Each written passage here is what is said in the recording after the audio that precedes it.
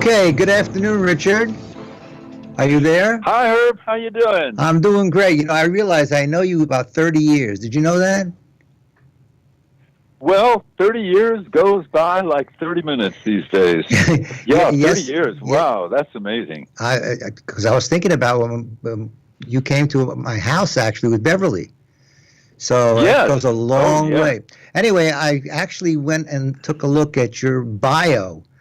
I didn't know some of these fabulous things that you did. You were voted, I think, number 7 among the most popular actors of your time.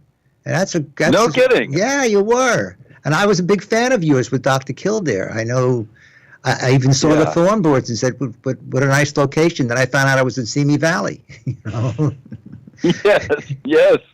Anyway, I thought we would just chat about what things were like in the day. When we were in the day, and see how things have developed since then to where we are now. I know you like to paint and everything, but what was it like being who you were in the day when movie stars were treated a lot differently than they're treated today? What was it like? Well, first of all, I started working very, very quickly after college in the Army. I was extremely lucky. And when Dr. Kildare happened, it was just the fulfillment of all my dreams. All I had ever wanted was to be an actor. And when I was a little kid, I didn't like school, and what I really loved to do as a kid was go to the movies. And that's where I wanted to be. I wanted to be up on that screen. and the dream came true. It was really miraculous. You didn't like being a sergeant? I was efficient in the Army, but not the happiest soldier. I came out a sergeant, actually, which is amazing in 2 years. Well, but you exemplified yourself beyond the military by playing all these great military roles. And you had a chance to take care of the great opportunity. I like to watch the Alan Quatermain movies, the ones that you did in Africa. They were kind of interesting. Well, they were sort of fun. The first one, especially the King Solomon's Mines, I thought was really quite funny and sort of moderately well done. But we were in Zimbabwe for almost a year doing both those movies, and it was an amazing experience being in Africa all that time. Well, what impressed me a lot, other than knowing who you are, is that you had a really diverse career. Yes. Film and television, live, theater. You won a number of awards for your acting talents and your ability to sing. You've done a remarkable variety of things, including the 3 Musketeers, the 4 Musketeers. Were they going to do a 5 Musketeers, whatever it was? I saw you did some great stuff. The Thornbirds was just beautifully set.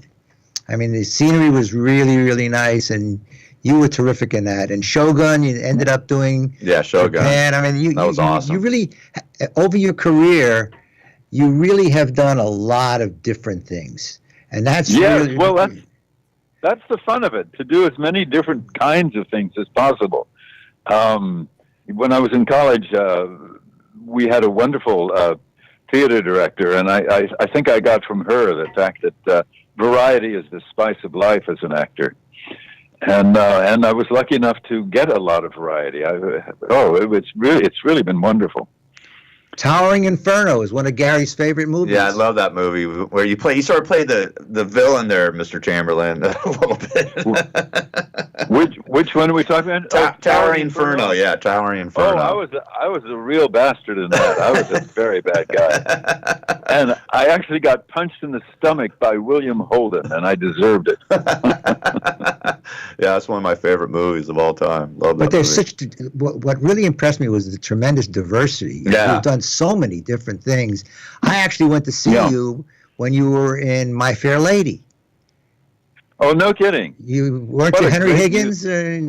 Oh my God, that's maybe the greatest musical ever written. I think it's just it was wonderful. Every night, every performance was a thrill.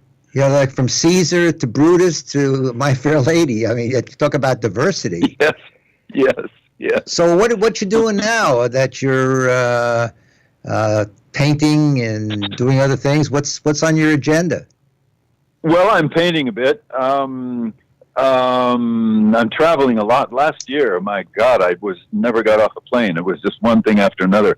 But and I actually did a little part in a film last year. I thought I was retired, but I did one scene in a film called Echoes of the Past, which was a Greek film. We shot in Athens. It was amazing, amazing. I had a scene with Max von Sydow, which was thrilling.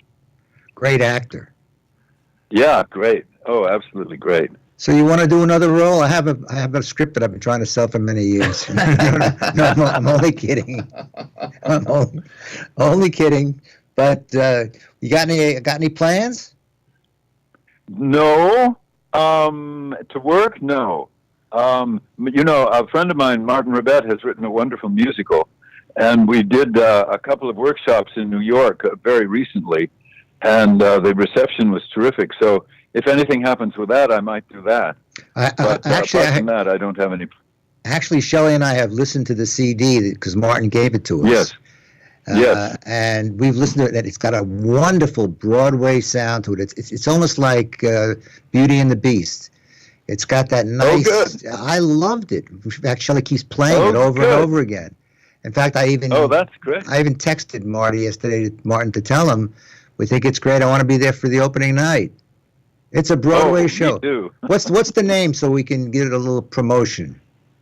It's called Unlikely Allies, and it's about the American Revolution, but not like Hamilton. It takes place mostly in France.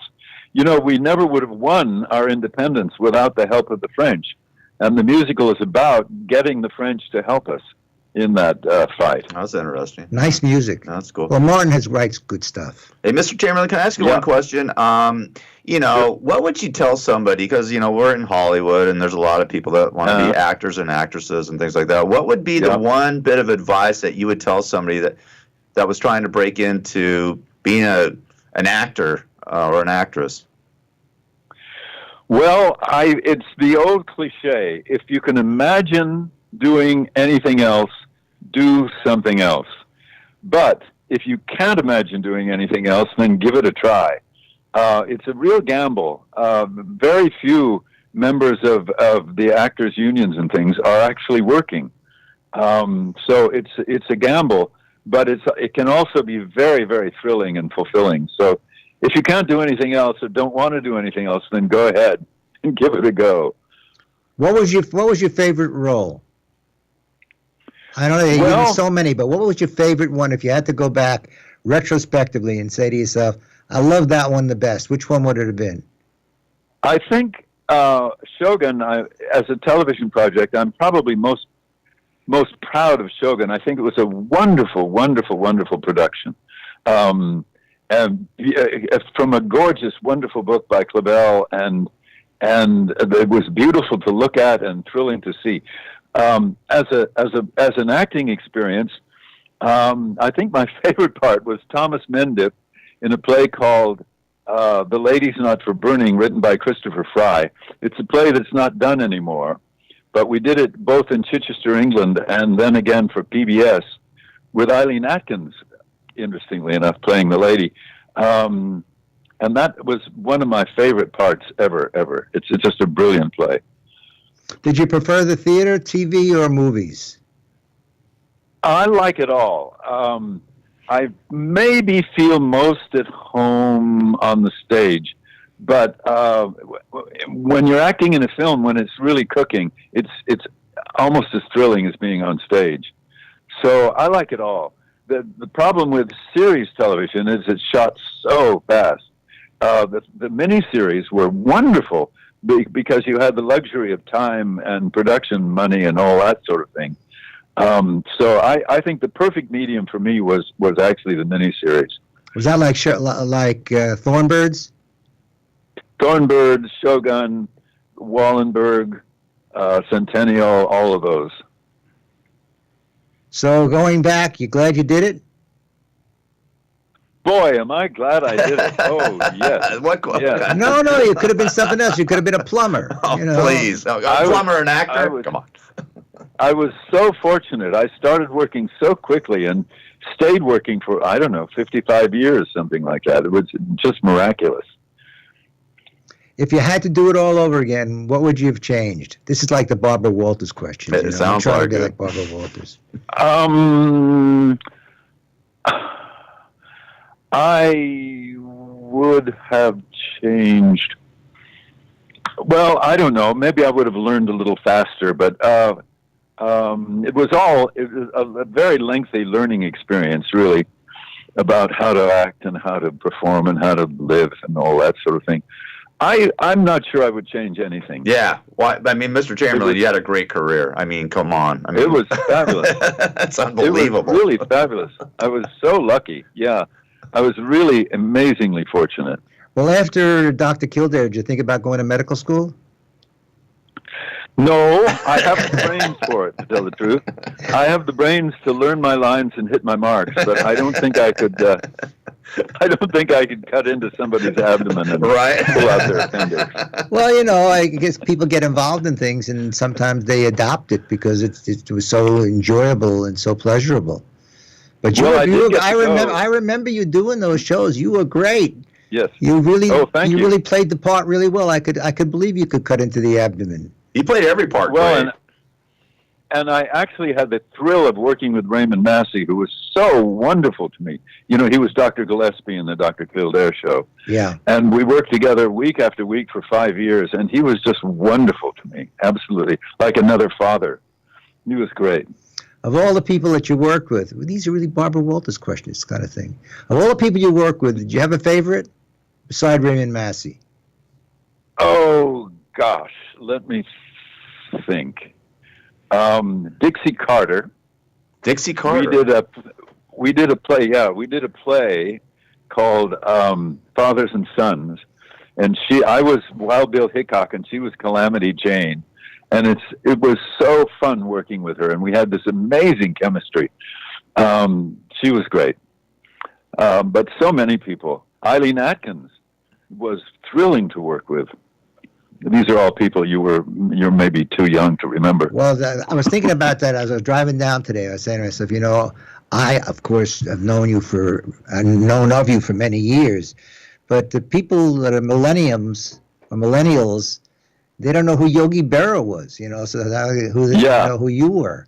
Yes, they don't know. So those people are saying, who's this guy? Who's Paul Newman? Yeah, that's right. You know what? They probably would say that. Who? They do. They absolutely do. Calvin Coolidge is no longer a favorite. When you look back at it, there are people who are baby boomers who do know you and do know your history and do know how credible you were. And for those people, that's the reason, believe it or not, that's the reason I wanted to have you on the show today, because there are a lot of people. Oh, that's nice. You remember when I was sitting in Torrance in small claims court as the judge there, my clerk was absolutely wild over you, and you gave me a copy of your book, which you can plug right now. Shattered Love, is it? Shattered Love, yeah. And she insisted that I get an autograph, and you were so kind. You saw me and you gave me the autograph, and I gave it to her. And when I told my assistant today that I was going to talk to you on the show, she said, can you get me an autograph? I said, well, you missed by a week because I saw you last week. Well, Judge, buy the book. And then I bought the book. Then send it over to him. He'll autograph it and send it back, postmark it for him. Sure. You see, you're familiar with agents. You know what an agent is? The agent is sitting right across from me right now. He's promoting your book, and you haven't even got to deal with him. It's all right. But we thought it would be nice. I thought it would be nice to talk to you. I'm a big fan of yours, Mr. Chamberlain. Did great work. Thank you. Most anybody that I've ever talked about that where you've come up has said nice things about you. And what I was impressed, the public doesn't know, is that you're a very spiritual man. And you have a real sense of the right thing and people and doing things for people and sharing with people.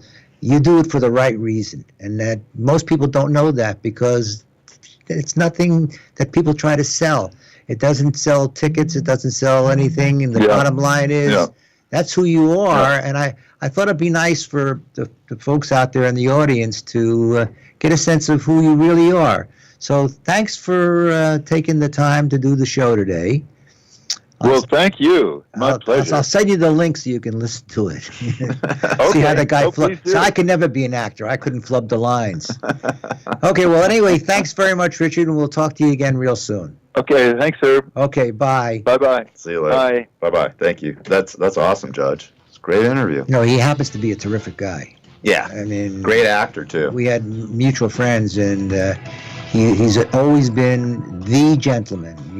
You could have the conversation with him just like we just did, anywhere. He has no pretenses. That's awesome. Nice man. All right. We're going to take a break. Okay, after the commercial, we'll talk about something else. I guess we have I to. want to talk about the porn star. Oh. Transition. That may not be happening. Bye.